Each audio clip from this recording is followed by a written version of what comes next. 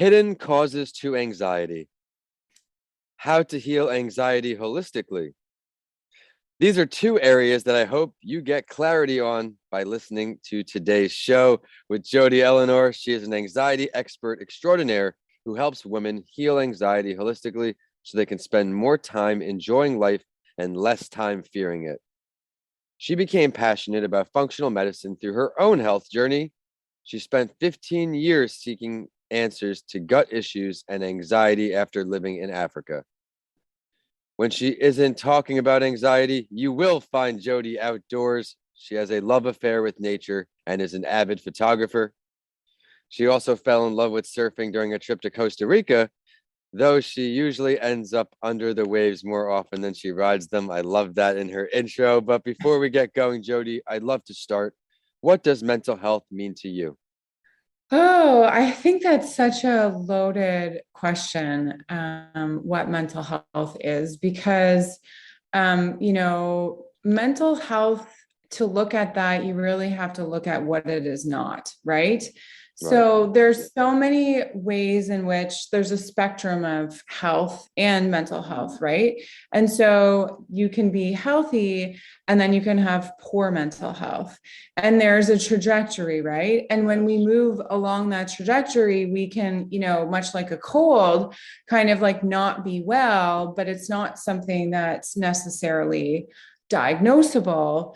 But then when we are really, ill, then all of a sudden we get this label slapped onto it. And I feel like society has done something very, very similar to mental health, where, if you're unwell, then all of a sudden you have mental illness. Mhm. And a lot of times mental illness is really where you can't function in society anymore because you're not able to, think properly or behave properly in a way that allows you to adapt to this society, right? To the way we're living right now. And so if we look at what mental illness is, the mental health is sort of the exact opposite of that, right? Where, we have the capacity to adapt and to kind of bounce back in a way that's resilient and allows us to function in the way that society is set up today. Does that make sense? Absolutely. And it is unfortunate how the norms on mental health and mental illness, how there's a lot of labeling, but like you said perfectly, conversations like ours, I think, are going to push it in the right direction. All of the work you've accomplished in your efforts to reduce this stigma is very admirable. And I can't wait for everyone to find out in just a moment really how much you do for the world of mental health. So with that, I want to thank you for starting us off on another episode of A Mental Health Break. I am Vincent A. Lancy. I'm the author of the books Mental Health Week and Mr. Lancy Talks Mental Health. You can find both of those on Amazon once the show ends. If it's your first episode with us, welcome. Each week, I sit down with different mental health advocates and professionals from all over the world to help you on your journey. You never know which story will resonate with you most. My why for mental health came after suffering a traumatic brain injury, and you will learn today's guest's why in just a moment. But first, I would love to share that this show is brought to you by Tampa Counseling and Wellness, dedicated to helping individuals looking to positively transform their lives through compassionate counseling and wellness coaching. If you struggle with depression, anxiety, or other mental health issues, please give them a call today for a free consultation. They have virtual appointments, in-person appointments, whichever you prefer, and you can find their info in the show bio. As I mentioned, Jodie is an anxiety expert extraordinaire and is on this mission to help women heal anxiety holistically so they can spend time enjoying their lives. But don't worry, men, some of these things will help us too. She helps women professionally eliminate racing thoughts, panic attacks, concentration challenges, and sleepless nights. Not only does she explore the mindset factors that lead to anxiety, but she also uses functional lab testing, which is very unique for this show. I can't wait. She combines her training as a therapist, functional diagnostic nutrition practitioner, and yoga instructor to offer a mind-body approach to healing. You ready to go, Jodie? Thank you so I much for coming am. on. Awesome. Would I'm you so happy to be here. I'm happy to have you. It's always great to connect with new people from this show, have people who want to join our mental health community. Would you mind giving a preview to yourself on a personal note before we dive into mental health talk? Yeah, I think, one of the biggest things I like to share with people is how I got here. Please. Because for a lot of people, it's really important that they know that the practitioner they're working with has been there. And it's sort of when we talk about stigma, it breaks the stigma, right? Because sometimes you go to practitioners who don't get it. And then it's like, well, are they judging me? And then with that fear comes shame. And then it like kind of furthers the stigma of like, there's something wrong with me. I'm broken. Like this person doesn't really get it. And so it can be really nice to know that the person you're working with has been in the mental health sphere herself or themselves. And so for me, I'm pretty open about my story, which for some people is really hard to do. But I find that it's helpful for me because it's kind of like this silver lining in a really awful journey. And I can give back to people, information that I wish I had on my journey, right? And I'm still on it. I want to be clear. I'm still not, 100% healthy. There's still things I'm working through. But I have a heck of a lot of answers and I'm a heck of a lot better than when I started. So for me, actually, it started with gut issues. I lived in Tanzania, probably now like 13 years ago, and I picked up a gut bug. And I thought, okay, like I'll just go back to Canada. I'll, go into the medical system. I'll get the test done. I'll take the drugs and I'll be fine. But that's actually not what happened. And so I ended up with chronic gut issues for years. About 7 years into these gut issues, I actually started to get really bad anxiety. And so my whole thinking was, I'm just not absorbing things properly. I must be deficient in nutrients. And so I just sort of assumed it was all related to gut issues. But actually, what I learned is that I was living in a moldy building. The apartment building I was in had water damage behind the walls. And I actually had mold illness from living in that building. And so I was likely more susceptible to it because I had gut issues, which then spiraled it a lot faster. But it took me a really, really long time to discover that that's what it was.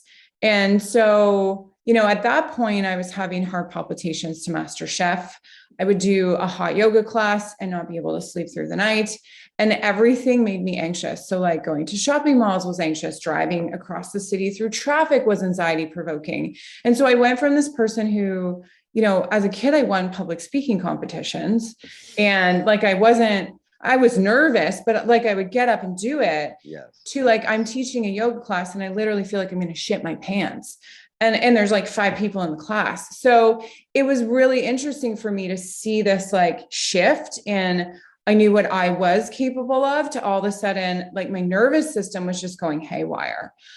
So, that intense experience is really what allows me to speak the anxiety language with, validity, I guess, because I've been there. Not to say that you have to be there to treat it, but I speak the language, I speak your language, the people listening, right? In a different way. Something that I think comes up a lot too, as someone who loves learning, would be in school forever if it was free. There's nothing replacing that firsthand experience where in any situation in life, as you know, in entrepreneurship as well, there's no blueprint for mental health. Even my traumatic brain injury, I can niche down a bit. I was told a lot of things, what may happen, what may happen, what may happen. But I truly think if I had more conversations with traumatic brain injury survivors, knowing what they went through, how much quicker, and I still think it was at a miraculous rate, but how much quicker I could have recovered by just talking to someone who's been through it, someone who's walked in the shoes. I can definitely agree with you there. So you got this gut bug in Africa, went back to Canada, and then all of these different things happened. But for everyone listening on, she found a way to find the light, and we're going to learn how she did. She's thriving right now. She is crushing it. And now we're going to learn a little more because you said that once you figure it out, you knew what you wanted to do. When did you start speaking on it though? Oh, so that's actually a story in itself. So I worked for 2 years in a locked ward in a psychiatric floor in a Okay. mental health in a hospital. And so the one floor of it dealt with people with severe psychiatric illness. And I worked there for about 2 years, and there was 4 psychiatrists there, and they were lovely people. And I feel like it's important to remember that the people working in these areas, before I talk about my story, have the best interests at heart as well. And so they had really good intentions. They were very caring, lovely people. Mhm. And their philosophy of healing was, you come into the hospital, give you drugs, it's a neurochemical imbalance. Drugs will fix you or maintain you. Maybe you see a therapist along the way, but there was no talk of any other root causes. And I think there was a particular case of a mom who came in and just had given birth, and she'd been separated from her child. And I could see other root causes that they weren't addressing. And it turned something in me, like it switched something where it was a rage of like, all of a sudden I was just tired of a system that wasn't really promoting healing. Right. I was like, they don't look at diet, they don't look at lifestyle, they're not looking at all of these other factors. And I know from my own journey that these are really important pieces. And at that point, I was sort of practicing a little bit. And so I was actually going to work with gut health. I had this whole program, catchy name. It was called Gut Instinct. I was like, yes, this is what I'm going to do. Yes. And then I had this experience working at the hospital where women would come in and they would just get medicated. And I could tell that's not what they wanted. And so I was like, that's it. I need to do something about it. So I came home and I wrote a couple people and I was like, I'm working with anxiety. And I switched. What I did. I rebuilt an entire program around anxiety because I started to realize that, the Kool-Aid that these people, that women and men were being sold 100%. was, not accurate. And so I'd watch them leave this locked ward with like no hope and stuck on medication that a lot of them didn't want to be on, with like no plan of how to move forward. And I was like, somebody has to speak about this and nobody else is doing it. So I think this is me. And so that's when I started to develop a program. And then I'm slowly starting to speak about it. I have big visions of like how much more I want to speak on it, because a lot of the women that come to me, they just don't know what to do. They're like, my doctor told me to go on medication, or my psychiatrist told me to go on medication. And my therapist and I have talked it out, and I'm still kind of like, I'm stuck. And I hear the story over and over and over again. And that's why I started to speak out. I love it. And just how much you're doing for people. Mental health, unfortunately, it can be an invisible disease. We briefly touched on that before, an invisible sickness, but also people feel invisible because they can't talk about it. You go to an employer, maybe pre-COVID, I should say, the mental health conversation, simply from what I understand, was not in many places. There wasn't a comfortable opportunity to say, hey, I'm not feeling right. If someone broke their hand, though, they say, hey, go home, take 3 weeks, what have you. The amount of damages that can be saved if you catch something in the beginning and take some steps. Would you agree with that, to prevent something lifelong? Absolutely. And I mean, there were times I was working in a mental health agency and I was afraid to say, I need a mental health day. And I was like, what? And I knew kind of what I needed. And once you kind of get down that burnout trail, right? When your adrenals get impacted, like it's a steeper climb up, right? So it's like a slippery slope. So you want to catch it early, and it's not even catching it, right? You want practices and routines in place so that you don't end up at the bottom of the slippery slope. Yes. And we're all in this together. Conversations like ours, keep listening. It's not just this podcast, but other mental health podcasts. You never know which story is going to keep you going in the right direction. But you've had to have some tools along the way here, Jodie, switching gears, switching to the anxiety realm. What are some things you do to improve your anxiety, reduce your triggers, just feel okay? Yeah, there's sort of like 2, probably 3 separate realms. I don't really do a lot of spiritual work. I think it's important, right? But I'm not in that realm. But I want to I want to identify it, right? Because I think it's really important to do spiritual work as part of healing. But I primarily look at mindset and trauma and that kind of thing. And then I also look at physiological triggers. So looking at both of those are really, really important. So like when we talk about trauma, like a lot of people go, they go to their therapist, and there's so many different modalities out there. And I'm speaking as a therapist who's still learning about modalities, and it's blowing my mind. But a lot of the most common ones are like, let's do cognitive behavior therapy, which I offer as part of my program. I think it's great. And then it's like, let's talk about it. But if there's early childhood trauma, if there's like any sort of PTSD based trauma or like little t trauma, talk therapy and CBT doesn't get to it. Right. Mm-hmm. And so to really, really get to the root of it, and this is sort of where I'm at in my journey now, as I'm diving into like early childhood trauma work, I think it's really important, especially when we think about anxiety, because it manifests as anxious attachment styles in relationships, yes, as like being afraid to be alone. And, talking is helpful, but really looking at, trauma work and doing the right work is really important. So things like, internal family systems or parts therapy is really, really important. Somatic experiencing is another one that I've yet to try, but it's definitely on my radar. That's really important. Looking at ancestral trauma and birth trauma, like Mark Wolin talks about, like all of those pieces are foundational at almost like an energetic nervous system level to dive into. And so that's kind of where I'm at in my journey right now. So I just a lot of people kind of look over trauma in the functional medicine world. And it's really, you have to have that piece down in addition to the physiological stuff. So there's more, but I kind of wanted to stop there and see if you had questions. I love everything you're saying because you're educating me, educating our audience, and everyone. Be sure to tune in to the end of the episode. You're going to find how to find out her website, her LinkedIn, so you can learn more about each of these practices, everything she offers. You might be a good fit for her coaching business. We'll see. But while we're on the topic, let's keep talking about things you're doing to raise awareness for the importance of mental health. What do you have on the radar? What can we expect from Jodie here in 2022? Yeah, that's a really great question. So in terms of what I'm doing right now, I have a 12-week program called the Holistic Anxiety Fix. And this is where we actually look more at the physiological triggers of anxiety. So I talked a lot about the trauma triggers, which is work that I actually don't do, but I do the physiological triggers. And so we're actually looking at things like, how is your diet impacting you?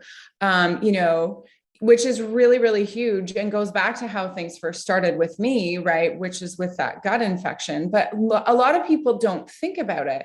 When I ask them the question, like, how's your diet? They're like, oh, I just cut out soda and I started to eat more green vegetables. And I'm like, that's good for you.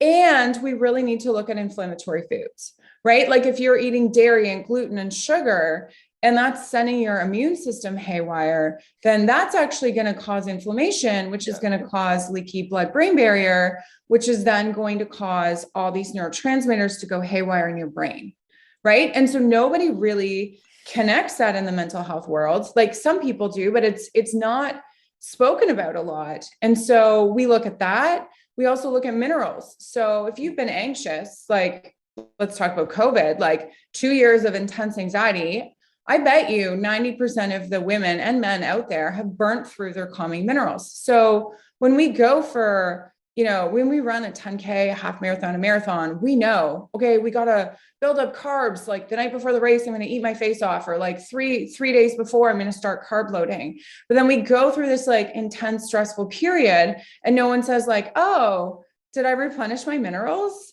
But like what happens is you burn through magnesium, you burn through potassium, and your minerals start to go haywire. And so we look at, have you replenished your minerals? Because you're not necessarily going to get it from food, because A, you're probably eating the wrong foods. But B, when you eat the right food, apparently it takes, 4 carrots now to be the equivalent of 1 carrot in the year 2000 in terms of nutrients. So you're not necessarily going to get that replenishing by just eating, healthy diet alone. So we look at that too, right? And then we look at hormones because, if you're eating crappy, not absorbing healthy fats, your hormones are going to be haywire. Your adrenals are not going to be great.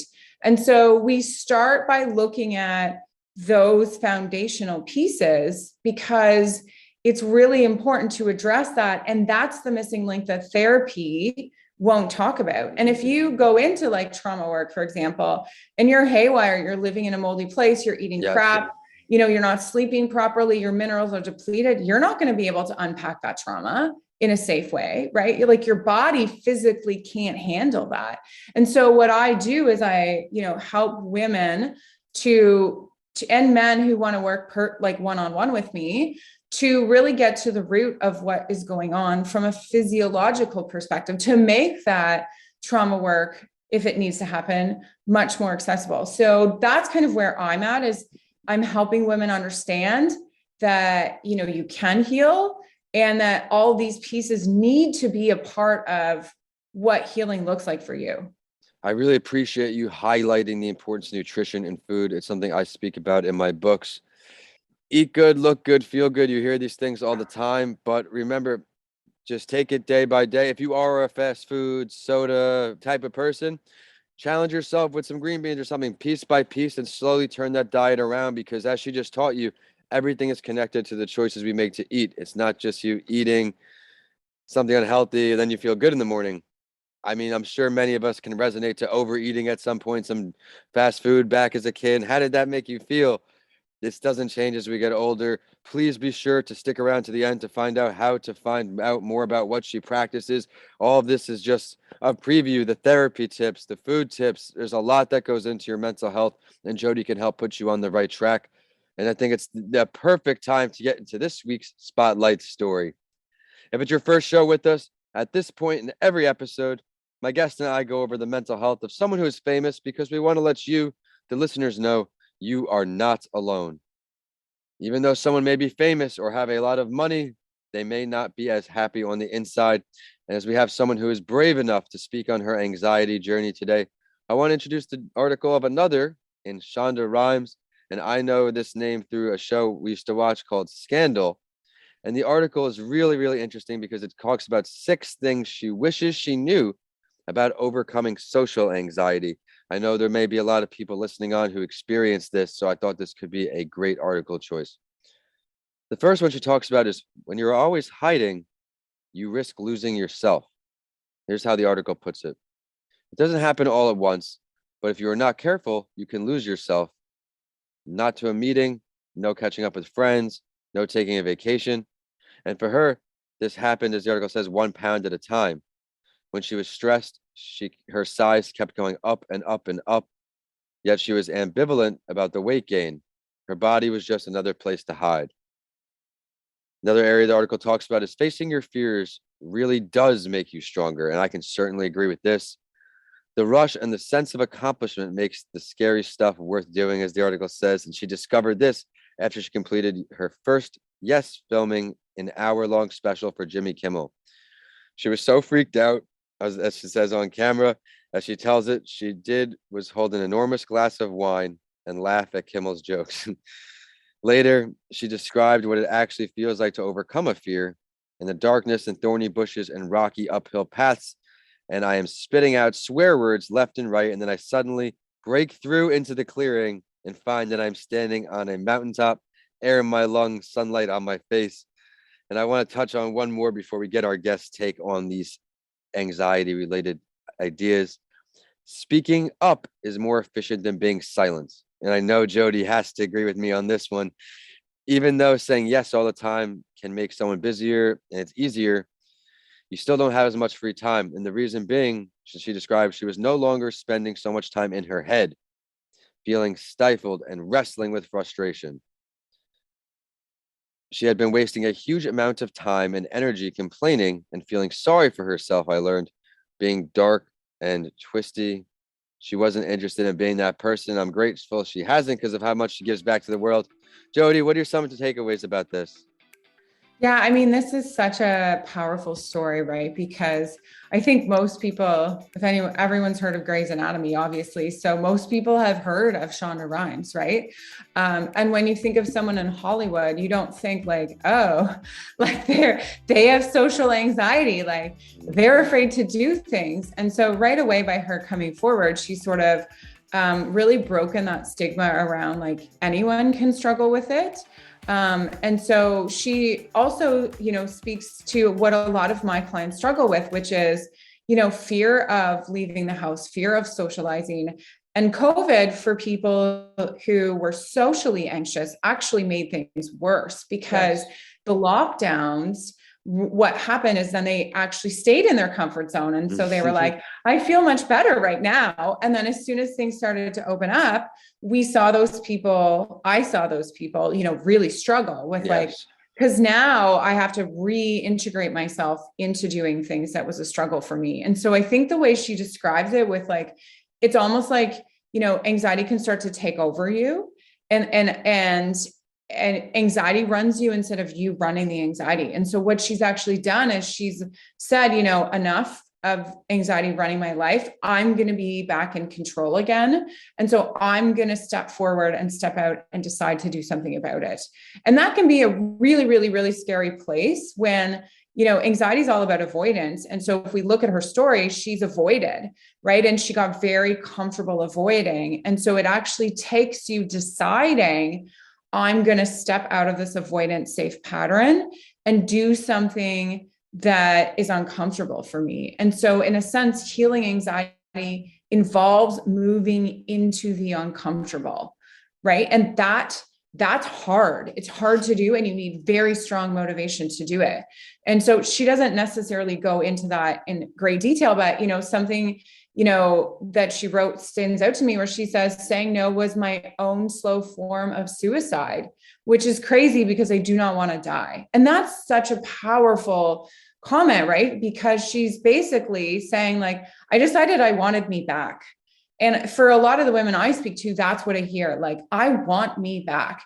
And so you have to kind of have that strong motivator to push through the discomfort and move into the unknown to get the rewards, right? And that's what she speaks to. Very, very well said. I can't thank you enough for that analysis and for everything you brought to the show, starting with your honest testimonial in the beginning of what led you to the gut, and then you change it to the anxiety, and now you're just crushing it all over the world with women and men. So thank you for taking the time today, Jodie, to stop by a mental health break. Where can everybody find you, your website, your LinkedIn, anything? Yeah, so there's a couple of different ways. So for women listening, I do have a free Facebook group, Sorry Men. It's if you just type into the search healing anxiety holistically and then for women, that's the group that I run.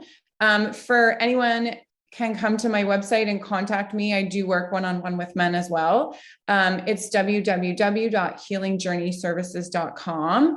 And I do have a giveaway. Now this is, a 7-day plan to heal anxiety. So there's 5 strategies that we go through. They're easy to implement. They're more on the biological side of things. So it's a really great opportunity for you to look at, different strategies of healing and get some pretty quick results. And you can find that guide at go.healingjourneyservices.com/5ways-1. Is that number 5? Yes. 5 ways dash number 1. Go.healingjourneyservices.com/5ways-1. Be sure to head there, get that guide. Jodie is a great resource to have. Is there any other ways you want to let our listeners know to find you? Healing Journey Services, Healing Journey _services is my Instagram. Great. Everyone be sure to go check out her IG and her website. And we are at a mental health break as well on all social media, except Twitter because of the character limit. We are at Podcast by Lancy. I am at Vincent A. Lancy across social media, as well as YouTube.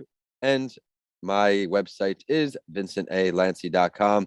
It's been a great episode, and I'm already excited for next Tuesday. So be sure to stop back and see us next week. Jodie, thank you for stopping by a mental health break.